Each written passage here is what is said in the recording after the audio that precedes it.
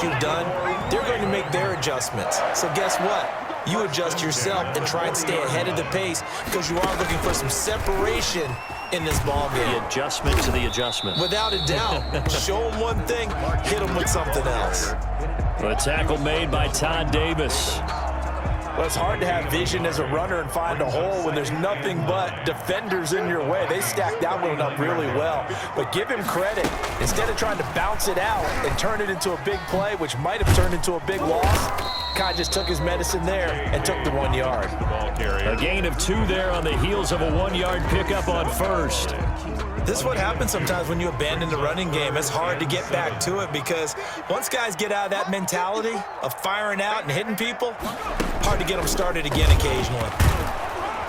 And he's going to be stopped here a few yards short of the first as the tackle is made at the 33. Call it a gain of 4, and it'll bring up 4th down. A 4-yard gain. It's 4th down.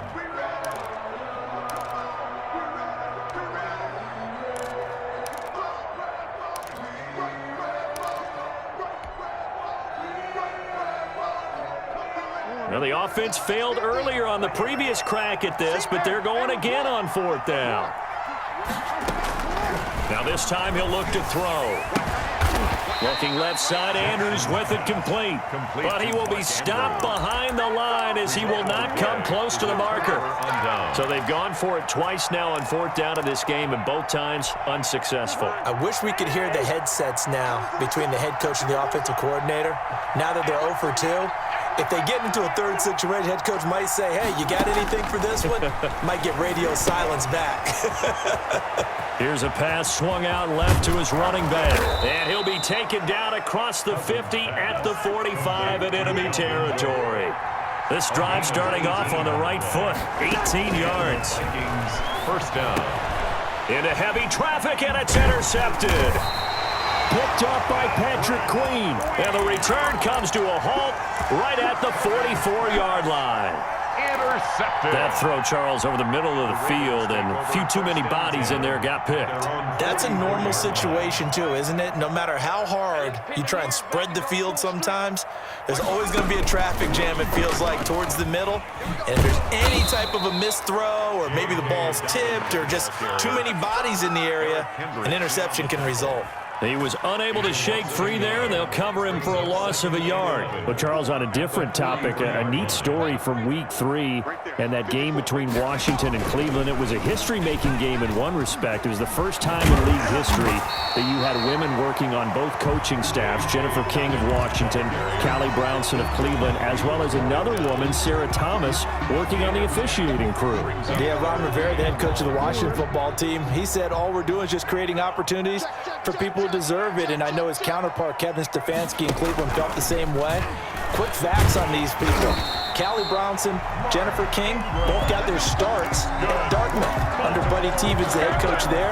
Sarah Thomas has already worked an NFL playoff game. So not only are they getting opportunities, they're running with them. Under a minute to go in this third quarter as they come up 1st and 10. And this time they were waiting for him as he'll be knocked down before he can get back to the line of scrimmage. He'll lose a yard there, and it's 2nd and 11. Brings up 2nd and 11 at the 44-yard line.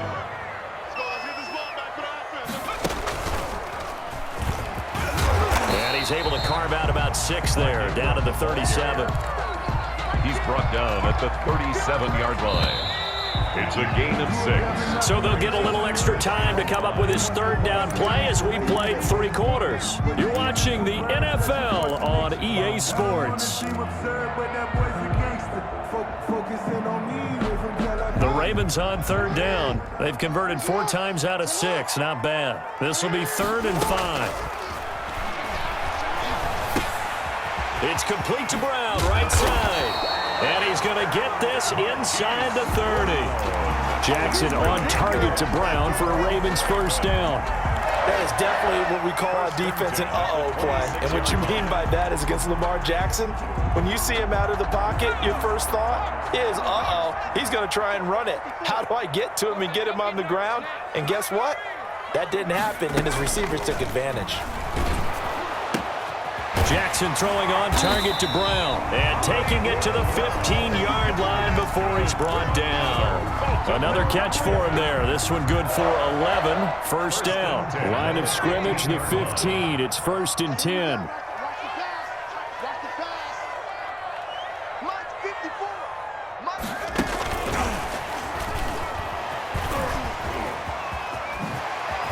And he'll take it into the end zone for a Ravens touchdown. A 15-yard touchdown grab. And the Ravens will add on to their lead. CD, it seemed like they were so focused on the guys out wide, they forgot about him out of the backfield. That's a really good point because you've got to communicate, and oftentimes when you start counting receivers, that's exactly what you do. You start from the widest receiver, work your way inside. Who gets lost sometimes? The back in the backfield. That's exactly what happened there. And he got into the end zone. And they're going to start this drive in pretty good shape as they get it up past the 30. The Vikings take over 1st and 10 at their own 33-yard line. Here are the Vikings now to start their next drive. And following the interception, just any interception, are you a little bit more cautious when you start that next drive, or no, you just throw that out the window? I think you are. I don't think that there's any way you can run back out there and go, totally didn't affect me. Let's just go ahead and be loose with the football again. You're going to take care of it, but you have to be careful about being too cautious because now you can't run any offense at all. Still want to attack. We'll see how they attack him here. And incomplete as he was knocked as he threw it, and it took the ball off course. They certainly did a nice job improvising there, extending the play, hoping someone would come open downfield, but they never did. An incomplete pass on 1st down. That leads to a 2nd and 10. From the shotgun, it's Cousins. Open here, Adam Thielen. And he's going to get this inside the 30. That one good for a 1st down pickup of 18 yards. 18 on the play. First down. On 1st and 10, Cousins. That one into the hands of Thielen, complete. And he'll be brought down inside the 20 at the 19. That one good for 10 yards. And it'll be 2nd and very short. Stepping up, he's going to keep it. And on this one, he'll get to the 15, right at the 15-yard line. They'll get 3 as the drive continues. It's a 1st down. Line of scrimmage, the 15. It's 1st and 10. First down.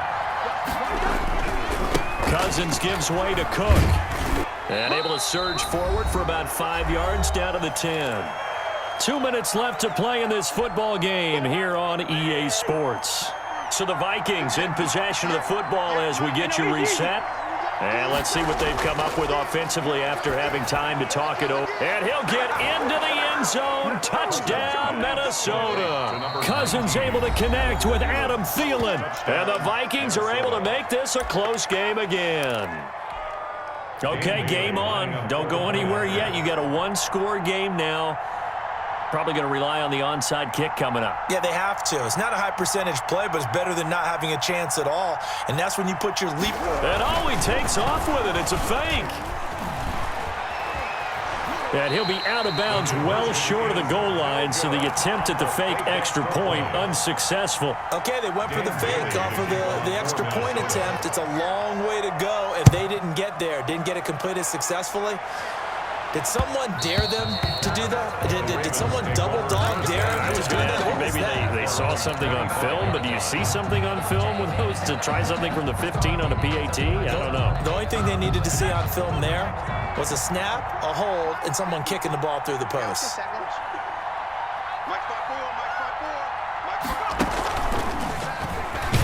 Run on 1st down, but it's not going to get him much, maybe a yard, and that's all. And now with 1:52 to go, we get another pause of the action. A timeout here defensively. Brings up 2nd and 9.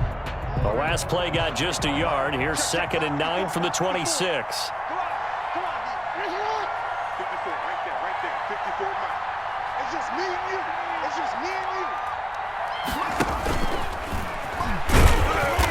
And they will stop him after a fairly minimal pickup. Only gets 3 yards there on the heels of the 1-yard pickup. Sets up 3rd and 6. And this is an absolutely big third down that's been set up here, partner, and there's no other way to put it. The defense has to get a stop here if they have any hopes of winning this game. Pastor, you said big third down. I'd put the word big in capital letters here. And he's going to have the first down, yardage to the 35. Now the Vikings will use the second of their timeouts. And they'll be disappointed to have to burn one there after giving up the first down. Not totally home free yet, but it's looking good as they come up 1st and 10.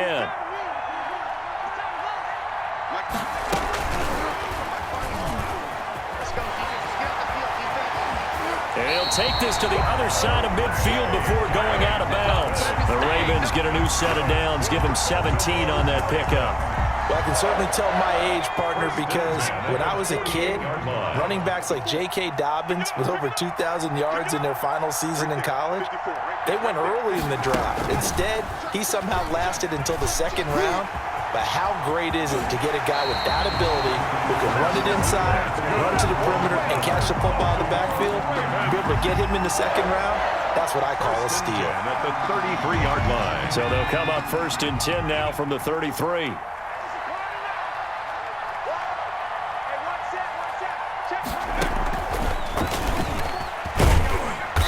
And he's going to get this one down to the 30. The ball carrier. Give him 3 on first down. It'll set up a 2nd and 7. 3-yard pickup. Charles, why didn't they just take the knee there? You're asking the question that I'm asking as well, because we've seen a lot of football where coaches decide maybe they get a little greedy. I don't know if they're doing it for stats or for what reason. We've seen it happen in college. And how about in the NFL? The miracle of the Meadowlands. All they had to do was take a knee and the game was over. The Giants ran it one more time. Ball popped free. Philadelphia picks it up and wins the game. What year was that? 1978. I think it was in November.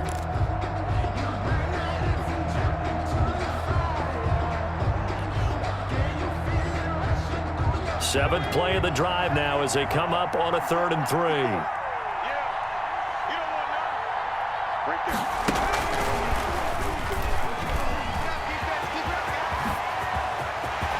And he's across for the late touchdown. And in the final seconds, that one should just about put a capper on this game.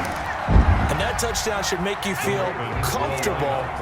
But do you really feel like it's totally over yet? Not totally, but I think you're pretty much there. Yeah, you've still got to make sure you stay with it, do all the right things down the stretch, especially on defense. But that touchdown there, you've got to feel good about your chances. So they go with a pass, and it works there on the 2-point try. Charles, just in general, what are your thoughts passing versus running on 2-point conversion? Situational? It is situational, and you have to know your team. What is your strength? Because so many people think you have to throw the ball in a 2-point conversion, but the stats will tell you that running it is about as proficient. So know your team and go to your strength. 33-yard line.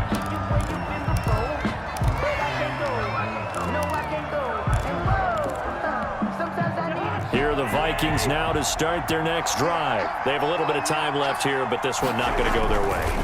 And this is where, in this situation for me, you just go ahead and run out the clock, shake hands, congratulations, and move on. Because now, you're not going to make up for what's happened during the game in this last sequence. We'll see what they do here in this last sequence. A 3-yard loss to start the drive. They'll look to make that up and then some on 2nd and 13.